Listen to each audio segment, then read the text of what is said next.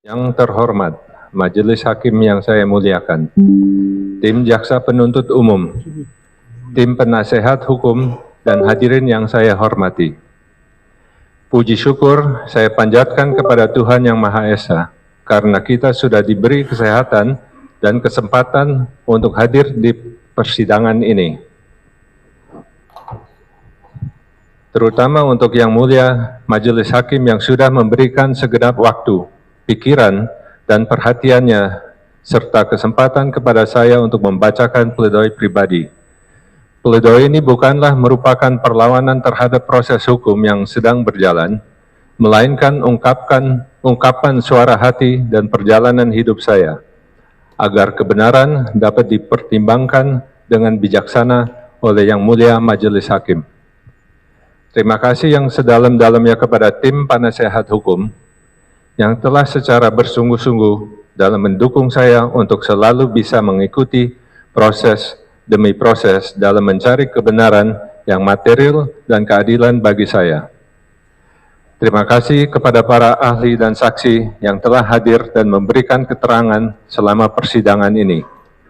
Kontribusi, waktu, serta profesionalisme saudara sangat berarti dalam mendukung proses persidangan dan pencarian kebenaran material.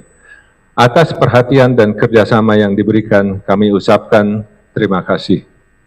Terima kasih yang sebesar-besarnya kepada keluarga dan kerabat saya yang tidak pernah berhenti percaya, mendukung dan menaruh harapan besar kepada saya. Asal-usul dan nilai kehidupan yang membentuk diri saya. Majelis Hakim yang mulia, izinkan saya membuka hati di hadapan Majelis Hakim yang mulia.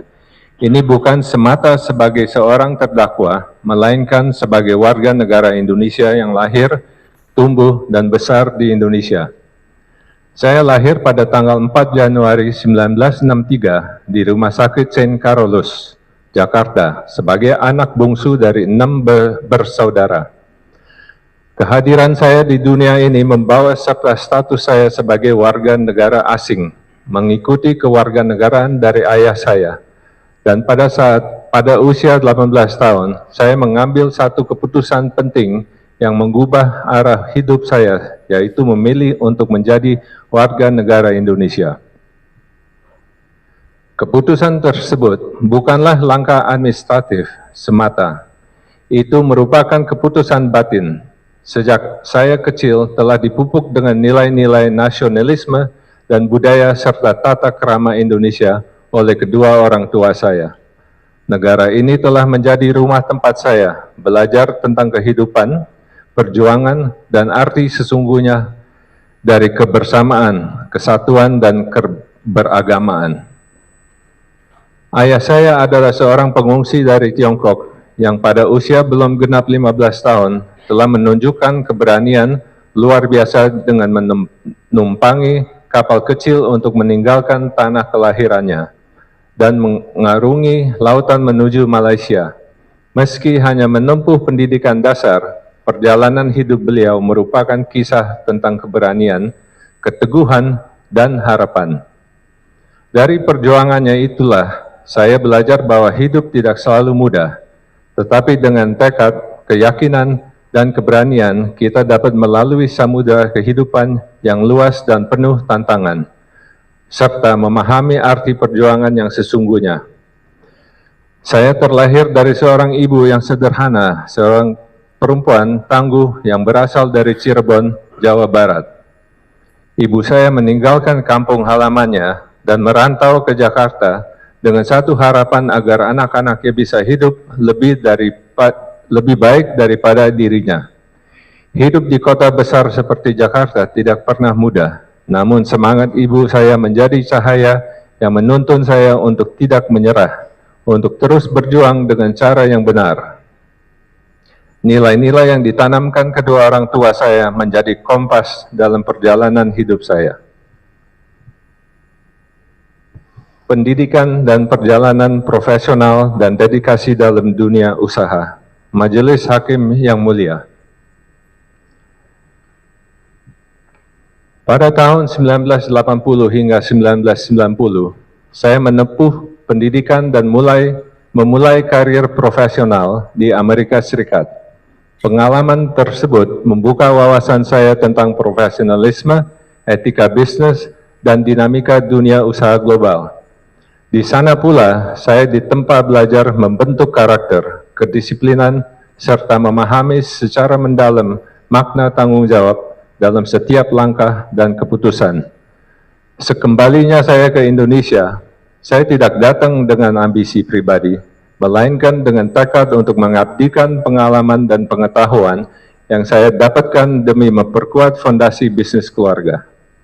Salah satu momen bersejarah dalam perjalanan hidup saya terjadi pada tahun 1997, ketika PT Lautan Luas, perusahaan yang didirikan oleh kedua orang tua saya sejak tahun 1951, resmi menjadi perusahaan terbuka dan melantai di Bursa Efek Indonesia. Saat itu masih bernama Bursa Efek Jakarta.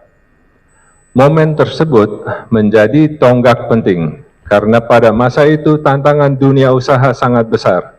Kami tidak hanya harus menjaga kinerja perusahaan agar tetap baik, tetapi juga meyakinkan investor lokal maupun asing untuk menaruh kepercayaan dan berinvestasi di Indonesia melalui perusahaan kami. Pencapaian ini bukan merupakan hasil dari upaya pribadi semata, melainkan buah dari kerja keras, komitmen, dan semangat kebersamaan seluruh karyawan yang telah saya anggap sebagai bagian dari keluarga besar. Keberhasilan tersebut menjadi bukti bahwa perusahaan keluarga Indonesia mampu berkembang secara profesional dan bersaing di tingkat nasional maupun internasional. Seiring dengan persiapan PT Lautan Luas untuk go public, keluarga kami mendirikan PT Catur Karsa Megatunggal sebagai payung bagi kegiatan usaha di luar bidang kimia. Dari sinilah kami mulai merambah berbagai sektor strategis, mulai dari perdagangan, energi, distribusi, logistik, hingga pelayaran sebagai bentuk kontribusi nyata dalam mendorong pertumbuhan ekonomi nasional. Selama perjalanan perusahaan kami melewati berbagai dinamika perekonomian, mulai dari krisis moneter 1998 hingga pandemi COVID-19 yang mengguncang bangsa ini. Di saat banyak perusahaan terpaksa merumahkan karyawannya, saya memilih untuk tetap bertahan dan menjaga seluruh tenaga kerja tanpa ada pengurangan karyawan. Karena bagi saya, setiap karyawan bukan hanya angka dalam laporan, tetapi kepala keluarga, orang tua, dan anak-anak yang menggantungkan harapan pada tempat ini. Perusahaan bagi kami bukan sekedar tempat mencari nafkah, melainkan rumah besar dan harapan bagi ribuan keluarga. Pada saat-saat itu, kami tetap berdiri bersama, saling menguatkan dan melewati masa sulit itu tanpa harus mengorbankan satu dan lainnya. Yang Mulia Majelis Hakim, saya bersyukur telah diberi kesempatan menempuh pendidikan hingga jenjang magister S2 dan bahkan sempat melanjutkan ke program doktoral S3. Melalui proses belajar tersebut, saya semakin meyakini bahwa integritas dan tanggung jawab moral merupakan fondasi utama dalam setiap kepemimpinan. Namun, karena perkara ini, saya terpaksa menghentikan studi saya. Selama 38 tahun perjalanan karir saya, serta 74 tahun perjalanan perusahaan keluarga kami selalu berpegang pada prinsip kejujuran, membangun kepercayaan, tanggung jawab, menumbuhkan penghormatan, dan etika adalah dasar dari usaha yang diberkati Tuhan. Yang Mulia, keputusan-keputusan itu tidak pernah mudah, tetapi saya percaya bahwa ukuran keberhasilan seseorang bukan hanya dari besarnya keuntungan, melainkan dari seberapa besar keberanian hati saya mampu bertahan untuk tetap berbuat yang benar, bahkan ketika keadaan memaksa untuk menyerah. Hari ini, ketika saya berdiri di hadapan Yang Mulia, saya ingin menyampaikan dari lubuk hati yang paling dalam bahwa segala yang saya lakukan selama ini didasari oleh tanggung jawab, keikhlasan, serta rasa takut akan Tuhan yang selalu menuntun saya untuk menjauhi niat buruk dan memegang teguh integritas. Kini, setelah 38 tahun berkecimpung di dunia usaha dan melewati berbagai krisis ekonomi, perubahan global, serta tantangan besar lainnya, saya dihadapkan pada ujian terberat dalam hidup saya. Reputasi keluarga yang dibangun dengan kerja keras dan dedikasi selama 74 tahun seakan meredup oleh satu peristiwa yang menurut keyakinan saya tidak mencermin kebenaran dan yang sesungguhnya. Namun saya percaya tidak ada satupun peristiwa yang terjadi tanpa seizin Tuhan. Ujian yang saya hadapi hari ini saya pandang sebagai bagian dari rencananya untuk membentuk, menguatkan, dan memurnikan hati saya. Kiprah dalam kegiatan sosial dan kemanusiaan. Majelis Hakim yang mulia, di luar dunia bisnis, saya berkomitmen untuk mengabdikan waktu dan sumber daya yang saya miliki bagi masyarakat yang membutuhkan. Sejak 2006, saya terlibat aktif di Habitat for Humanity Indonesia, organisasi kemanusiaan yang berfokus pada penyediaan hunian layak. Karena saya meyakini bahwa kehidupan yang layak selalu bermula dari rumah. Tanpa hunian dan lingkungan yang baik, seseorang akan sulit memperoleh pendidikan dan kesehatan yang memadai. Saya dipercayai menjadi Ketua Dewan Pembina Habitat for Humanity Indonesia pada tahun 2009 sampai dengan 2020, dan kemudian anggota Dewan Pembina pada tahun 2020 sampai dengan 2025. Di tingkat internasional, saya mendapat kesempatan menjadi anggota Board of Directors Habitat for Humanity International selama 8 tahun, pada tahun 2012 sampai dengan 2020, menjadikan saya warga Indonesia kedua yang pernah menduduki posisi tersebut.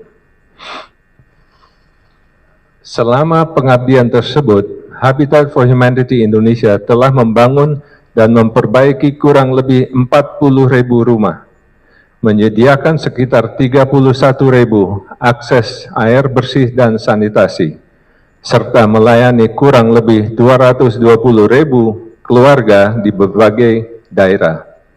Upaya ini termasuk pembangunan 8.500 rumah bagi para korban tsunami Aceh, serta ribuan rumah lainnya di wilayah terdampak bencana seperti Padang, Yogyakarta, Palu, dan beberapa kota di Provinsi NTT. Di NTT dan provinsi-provinsi lainnya, kami juga menginisiasi program yang tidak terkait bencana dengan melibatkan generasi muda, khususnya generasi X, Y, dan Z, agar program tersebut dapat terus berkelanjutan di masa mendatang. Setiap rumah yang berdiri bukan hanya sebuah bangunan, tetapi merupakan wujud harapan yang kami bangun bersama masyarakat. Sekilas ada beberapa foto saya bersama keluarga dan Habitat for Humanity Indonesia turun langsung ke lapangan untuk membangun rumah warga yang terkena gempa di Yogyakarta tahun 2006. Berikutnya, saya bersama rekan perusahaan membangun rumah layak huni bagi masyarakat kurang mampu di Kecamatan Madang, Bogor, Jakarta, Jawa Barat. Lanjut, ada foto saya merayakan ulang tahun yang ke-51 dengan membangun rumah layak huni di Tangerang. Lanjut lagi, saya menyerahkan rumah layak huni kepada 3 warga, bentuk keberlanjutan semangat sosial hingga kini. Ketika pandemi COVID-19 melanda, saya bersama rekan-rekan menggagaskan program Tempat Singgih Perjuang Medis yang menyediakan tempat tinggal bagi lebih dari 2.100 tenaga kesehatan di 3 provinsi. Inisiatif ini lahir bukan dari kesadaran bahwa mereka para tenaga kesehatan berjuang di garis depan dan layak mendapatkan dukungan terbaik untuk melaksanakan tugasnya. Selain itu, sejak tahun 2013, saya sebagai salah satu anggota pendiri juga aktif dalam Yayasan Hati Gembira sebagai anggota Dewan. Bersama tim, kami telah membangun kembali lebih dari 300 sekolah dan 29 perpustakaan, menjangkau lebih dari 120.000 anak di berbagai pelosok negeri. Melihat anak-anak dapat kembali belajar dan tersenyum di ruang kelas yang aman merupakan kebahagiaan yang tidak ternilai bagi saya. Tidak pernah adanya niat jahat dan peran terbatas dalam perusahaan. Majelis Hakim yang mulia, izinkan saya dengan jujur menyampaikan hal-hal baik yang menjadi dasar pemikiran dan hati saya, serta beberapa fakta singkat yang mungkin belum sepenuhnya tergambar selama persidangan. Sepanjang kehidupan saya dan perjalanan usaha yang saya jalani, baik pribadi, keluarga, maupun perusahaan, tidak pernah sekalipun terlibat dalam perkara pidana ataupun pelanggaran hukum. Selama proses persidangan ini, saya mengikuti setiap tahapannya dengan seksama, hati yang terbuka, dan penuh rasa hormat.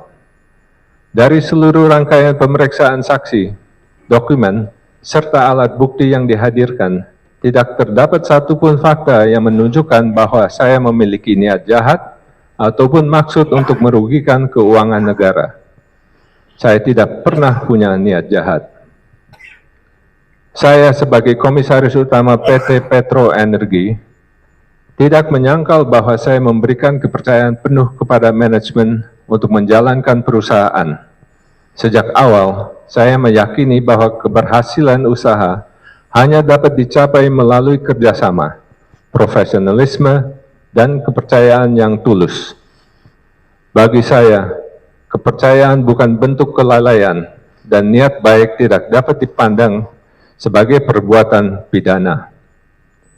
Namun demikian, saya tidak bersembunyi di balik struktur tanggung jawab. Saya memahami sepenuhnya bahwa pada akhirnya dalam setiap organisasi yang saya wakili atau miliki, terdapat tanggung jawab moral dan etika yang turut saya pikul. Dengan segala kerendahan hati, saya menerima dan memikul tanggung jawab tersebut. Selama hampir 39 tahun berkarir, saya tidak pernah sekalipun memiliki niat untuk menipu, menyembunyikan, atau mengambil apapun yang bukan hak saya. Kami selalu berusaha menjadi warga negara yang taat hukum, membayar pajak dengan tertib, dan menjalankan usaha dengan menjunjung tinggi peraturan negara. Sejak awal, saya memandang persoalan antara PT Petro Energi dan LPEI sebagai persoalan bisnis dan hubungan kredit.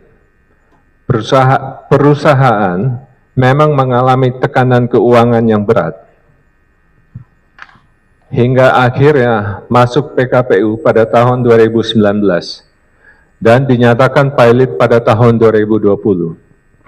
Kondisi tersebut tidak terlepas dari perubahan kebijakan dan peraturan pemerintah yang berdampak signifikan terhadap operasional perusahaan, serta kelemahan tata kelola yang dilakukan oleh direksi pada saat itu. Namun, seluruhnya telah ditempuh melalui mekanisme hukum perdata dan bahkan telah dilanjutkan dengan proses restrukturisasi hutang melalui Akta Kesepakatan Bersama tahun 2021 yang hingga kini masih berjalan. Fakta ini menunjukkan bahwa masih terdapat prospek pemenuhan kewajiban pembayaran utang, sehingga tuduhan bahwa negara telah mengalami kerugian besar secara final dan tidak dapat dipulihkan adalah penilaian yang menurut saya keliru, tidak tepat, dan tidak adil bagi diri saya. Yang mulia, saya dengan tegas menyampaikan bahwa seluruh perjalanan ini saya jalani dengan keyakinan yang sama sejak awal. Tidak pernah ada niat jahat, kehendak, atau maksud dari saya untuk melakukan perbuatan yang merugikan keuangan negara atau perbuatan melawan hukum. Sebaliknya, setiap tindakan yang saya ambil justru ditunjukkan untuk memastikan segala sesuatu berjalan dengan baik, tertib, dan sesuai aturan, termasuk menghindari sekecil apapun kemungkinan timbulnya kerugian negara. Saya menyadari sepenuhnya bahwa reputasi, nama baik, dan integritas adalah hal yang saya harus jaga sepanjang hidup. Dalam Alkitab, buku Amsal, bab 10 ayat 9 tertulis, siapa bersih kelakuannya, aman jalannya, tetapi siapa berliku-liku jalannya akan diketahui. Ayat ini adalah salah satu pegangan saya dalam setiap langkah kehidupan. Saya percaya bahwa takut akan Tuhan berarti hidup dengan hati nurani yang bersih, jujur, dan menghormati kebenaran. Karena itu, saya memohon kepada Majelis Hakim yang mulia untuk menilai perkara ini dengan kejernihan hati dan melihat sebagaimana adanya sebagai persoalan bisnis yang tidak pernah lahir dari niat jahat atau itikat buruk. Permasalahan tahun 2020 dan tanggung jawab moral. Majelis Hakim yang mulia, sebagai seseorang yang lahir dan dibesarkan di Indonesia, saya memahami bahwa utang bukan sekedar persoalan ekonomi, tapi juga sebuah janji moral yang berkaitan dengan integritas dan kehormatan. Sejak kecil, saya diajarkan bahwa setiap janji mencerminkan siapa diri kita, dan ketika kita berutang, kita sesungguhnya telah memberikan janji kepada pihak lain. Dalam budaya kita, menepati janji merupakan bagian dari menjaga harga diri dan kepercayaan. Karena itu, ketika perusahaan yang pernah saya awasi, PT Petro Energi, menghadapi kesulitan hingga akhirnya dinyatakan pilot, saya menyadari bahwa persoalan utang membawa dimensi moral yang jauh lebih dalam. Kegagalan memenuhi kewajiban tidak hanya berisiko menghilangkan kepercayaan, tetapi juga dapat menodai nama baik dan mencoreng kehormatan keluarga. Dalam keadaan tersebut, saya memahami bahwa saya harus memikul tanggung jawab moral itu. Saya berusaha tetap setia pada prinsip-prinsip yang telah ditanamkan kepada saya sejak kecil dan menjadikannya pegangan dalam setiap langkah yang saya ambil hingga hari ini. Yang mulia, izinkan saya menyampaikan satu keresahan yang sejak awal terus saya pikirkan. Bagaimana mungkin saya dapat menyelesaikan persoalan dengan LPII apabila saya berada dalam tahanan? Sementara seluruh aset saya telah diblokir dan disita. Dalam keadaan seperti ini, saya memohon kesempatan untuk terlebih dahulu menuntaskan kewajiban moral saya secara nyata. Tanpa ruang untuk menjalankan tanggung jawab tersebut, perusahaan yang telah mengambil alih sebagian utang dan berkomitmen mendukung pembayaran kepada LPII justru tidak akan dapat melanjutkan upaya pemulihan yang sedang berjalan. Tanpa adanya penyelesaian yang nyata, perusahaan yang telah mengambil alih utang debitur dan berkomitmen melakukan pembayaran kepada LPII justru akan menghadapi kesulitan untuk terus berjalan. Pada akhirnya, perusahaan bisa terhenti, dan bersama itu runtuh pula harapan banyak orang yang menggantungkan masa depannya di sana. Pada tahun 2020, saya datang ke LPII untuk mencari jalan penyelesaian secara pribadi dengan niat tulus agar persoalan ini dapat diselesaikan secara terhormat. Saya merasa bertanggung jawab untuk turun tangan, menemui para pemangku kepentingan, dan mengambil langkah konkret atas masalah yang dihadapi oleh PT Petro Energi. Itu saya lakukan bukan karena tekanan siapapun, melainkan sebagai wujud tanggung jawab moral saya. Sehubungan dengan permasalahan tersebut, maka langkah pertama yang saya ambil adalah melakukan audit forensik terhadap operasional dan keuangan PT Petro Energi. Sejak saat itu pula, saya memikul seluruh beban utang dan tanggung jawab penyelesaiannya, terutama setelah pihak bank menyatakan tidak lagi memiliki kepercayaan atas masalah yang dihadapi oleh PT Petro Energi, dan memilih berkomunikasi langsung dengan saya sebagai wakil pemegang saham terbesar. Dalam kondisi yang sangat berat itu, saya tetap berusaha mencari jalan keluar terbaik dengan berpegang pada kehormatan, integritas, dan tanggung jawab yang selalu saya junjung. Karena itu, dan dengan mempertimbangkan status pilot PT Petro Energi yang sedang dalam pemberesan oleh kurator, LPEI dan saya mewakili PT Catur Karsa Megatunggal sebagai pemegang saham, sepakat untuk mengambil alih utang PT Petro Energi senilai 60 juta US dollar, sebagaimana dituangkan dalam kesepakatan bersama pada 18 Maret 2021. Sebagai wujud nyata dari komitmen itu, saya memberikan jaminan pribadi atau personal guarantee dengan nilai jaminan sebesar 30 juta US dollar tanpa ada paksaan dan penuh kesadaran. Karena saya percaya tanggung jawab moral tidak dapat dihapus oleh status hukum. Saya menyadari benar bahwa secara hukum saya tidak memiliki kewajiban lagi setelah perusahaan pilot. Tetapi secara batin, saya merasa wajib menjaga nama baik dan kehormatan keluarga saya. Dalam hal tersebut, bagaimana mungkin dikatakan bahwa ada niat jahat dari saya? Justru, saya yang berupaya untuk menanggung dan menyelesaikan masalah yang bukan saya lakukan.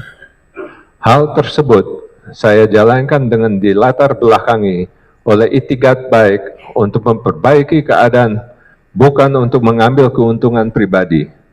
Namun demikian, ketika masalah ini timbul, saya tidak berusaha melepaskan diri dari tanggung jawab. Justru, saya berdiri di depan untuk menanggung konsekuensinya.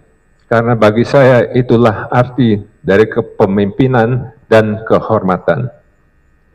Saya percaya bahwa kehormatan seorang tidak diukur dari apa yang dimilikinya, tetapi dari seberapa teguh ia memegang tanggung jawab atas janjinya.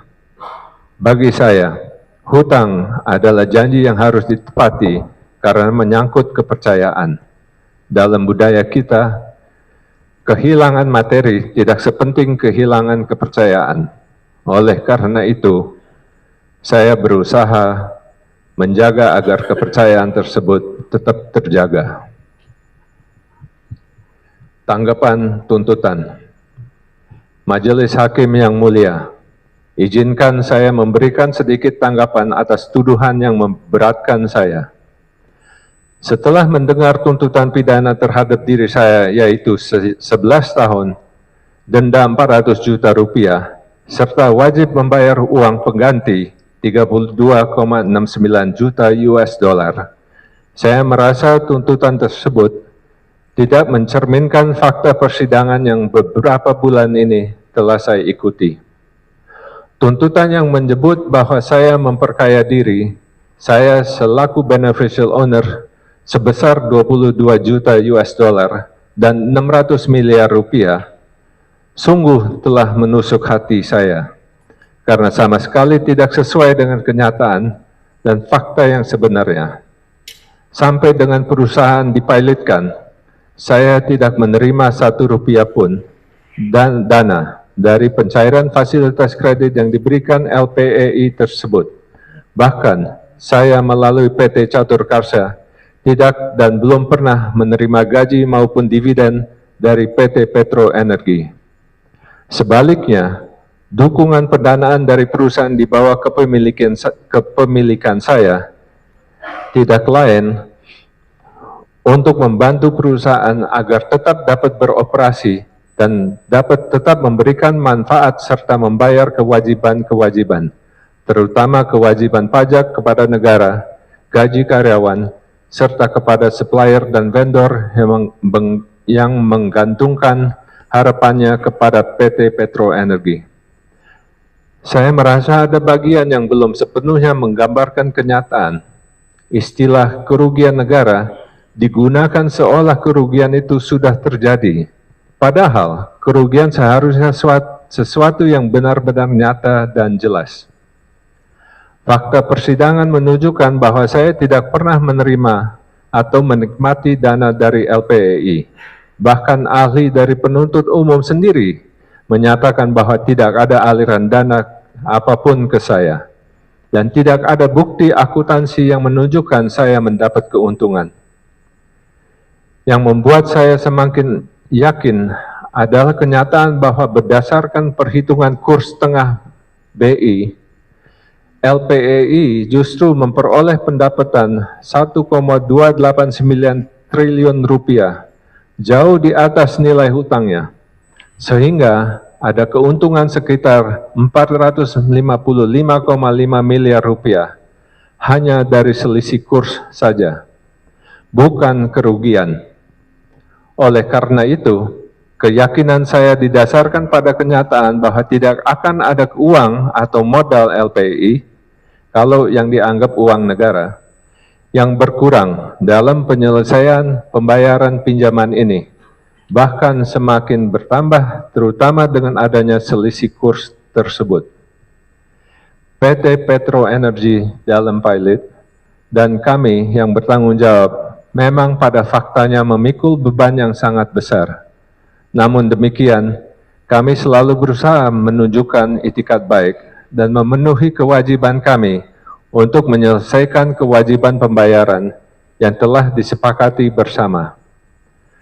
Dengan segala kerendahan hati, saya hanya ingin menunjukkan bahwa tuduhan kerugian negara seolah-olah uang negara telah berkurang adalah tidak sesuai dengan fakta yang sebenarnya terjadi.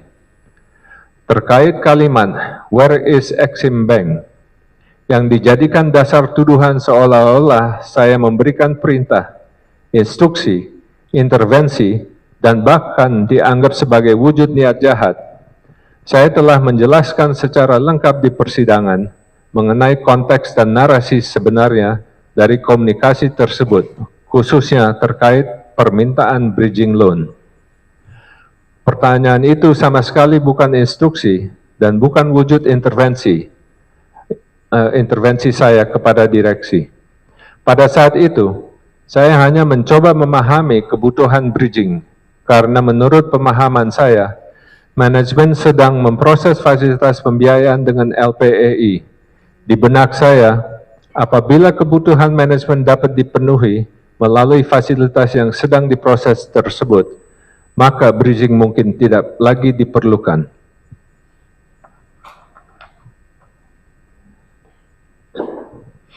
Selain itu, email tersebut dikirim pada Mei 2015, sedangkan pencairan fasilitas baru terjadi 6 bulan kemudian pada November 2015, sehingga tidak seharusnya dicocok-cocokkan seolah-olah ada hubungan maupun dianggap bersifat perintah yang dapat dikaitkan dengan email tersebut.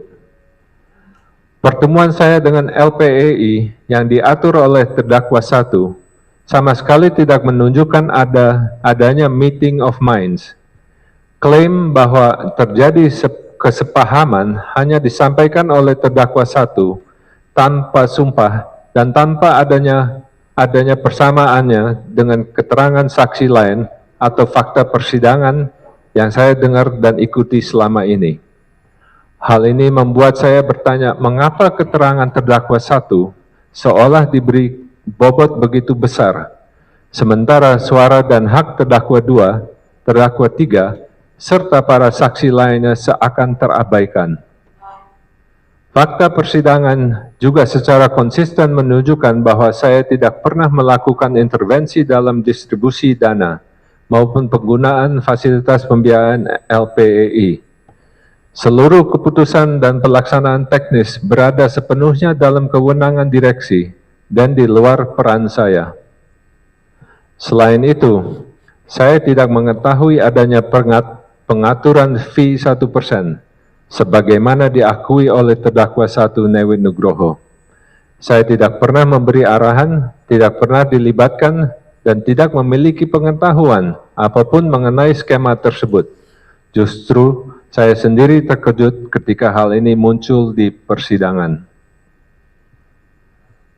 Permohonan keadilan. Majelis Hakim yang mulia, kini saya berdiri di hadapan yang mulia Majelis Hakim dengan penuh kerendahan hati. Saya menyadari bahwa proses hukum ini merupakan bagian dari perjalanan hidup saya. Namun di balik segala tudingan dan persepsi yang berkembang, izinkan saya memohon agar Yang Mulia berkenan melihat saya secara utuh, bukan semata melalui kacamata perkara ini, tetapi juga melalui perjalanan hidup, nilai-nilai yang saya pegang, serta niat tulus saya untuk selalu berusaha berbuat benar. Saya memahami sepenuhnya bahwa perkara ini telah berkembang ke ranah hukum. Namun, di atas semua itu, saya yakin Yang Mulia melihat bahwa di balik setiap tindakan saya terdapat kesadaran moral yang mendalam bahwa menyelesaikan hutang adalah bagian dari menjaga martabat manusia.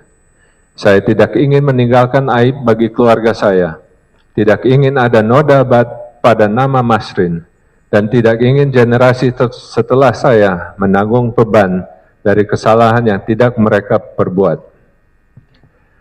Saya menyerahkan perkara ini sepenuhnya kepada kebijaksanaan dan hati nurani Yang Mulia Majelis Hakim.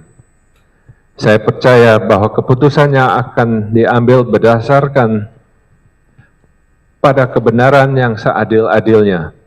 Dan saya berdiri di sini bukan hanya untuk sekedar membela nama saya, melainkan untuk menyampaikan isi hati saya bila mana seseorang hidup dalam kejujuran selama puluhan tahun, maka kejujuran itu sendiri yang menjadi saksi paling kuat dalam kehidupan. Segala yang telah saya bangun, mulai dari perusahaan, karya sosial, hingga reputasi keluarga, berasal dari satu nilai yang sama, yaitu prinsip untuk selalu melakukan yang benar. Nilai ini juga menjadi landasan dalam setiap keputusan yang saya ambil. Saya ingin menyampaikan dari lubuk hati yang paling dalam bahwa setiap langkah yang saya ambil bersumber dari niat baik, tanggung jawab moral, dan rasa hormat terhadap kepercayaan yang Tuhan dan banyak orang titipkan kepada saya. Tidak pernah sekalipun terlintas dalam pikiran saya untuk mencari keuntungan pribadi atau untuk merugikan siapapun. Karena itu, Yang Mulia, izinkan saya bertanya dengan tulus. Mengapa saya harus menanggung konsekuensi atas tindakan yang saya ambil untuk melakukan hal yang saya yakini benar demi menjaga amanah, kehormatan, dan nama baik yang telah saya pegang sepanjang hidup saya? Setiap langkah yang saya ambil justru didorong oleh itikat baik, tanggung jawab moral, dan komitmen saya untuk menyelesaikan permasalahan secara terhormat sesuai hukum yang berlaku. Jika melihat rangkaian fakta yang terungkap di persidangan, sesungguhnya saya merasa saya yang mengalami banyak kerugian, bukan negara. Bukan hanya dari sisi material, tetapi juga nama baik keluarga saya, reputasi yang saya bangun selama puluhan tahun, serta waktu yang seharusnya saya jalani bersama istri dan keluarga tercinta. Dengan segala kerendahan hati, saya berharap majelis hakim berkenan menilai perkara ini berdasarkan fakta-fakta yang nyata,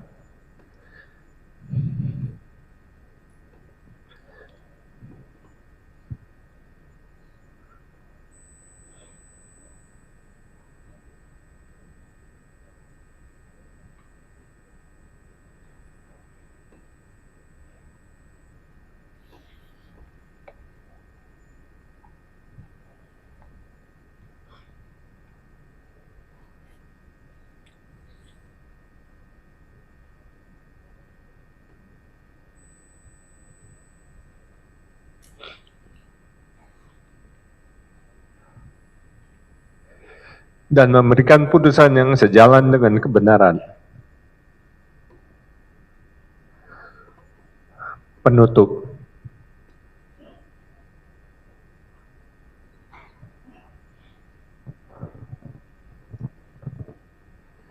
Majelis Hakim yang mulia, sebagai penutup, saya juga ingin